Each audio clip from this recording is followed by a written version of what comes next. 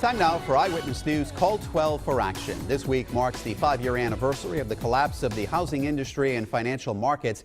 It's been a long road to recovery, especially for construction jobs in Rhode Island. And tonight, problem solver Susan Hogan reveals some startling information and why it's taking a long time to get back on track. Well, according to one union, 25% of construction workers in this state are still unemployed. That's a huge number. So what is driving the rate so high? If you ask those directly involved, it has a lot to do with empty promises.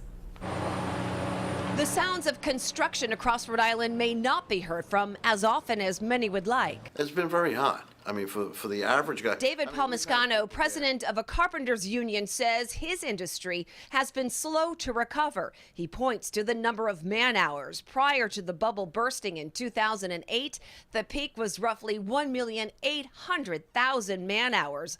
Last year, it was barely at 825,000. So when you lose 1 million man hours, you lose membership, you lose employment opportunities.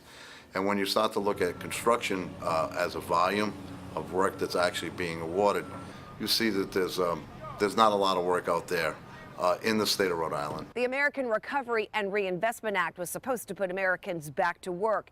In the construction industry, that meant putting stimulus money into construction projects, big ones. But those construction projects didn't generate the jobs the union had hoped. They went on projects that were, some of the bike paths things and, painting murals on the side of the road. When the bridge is falling down, why would you paint a mural next to it? So those are some of the things that drive me absolutely nuts.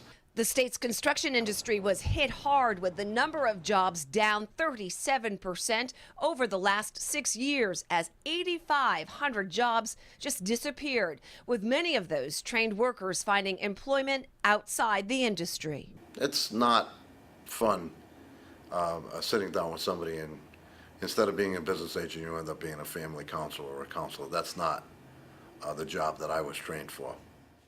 Now, there is a silver lining for home sales in Rhode Island 5 years after the housing crisis. According to the Rhode Island Association of Realtors, home sales are up 22.7% from 2008.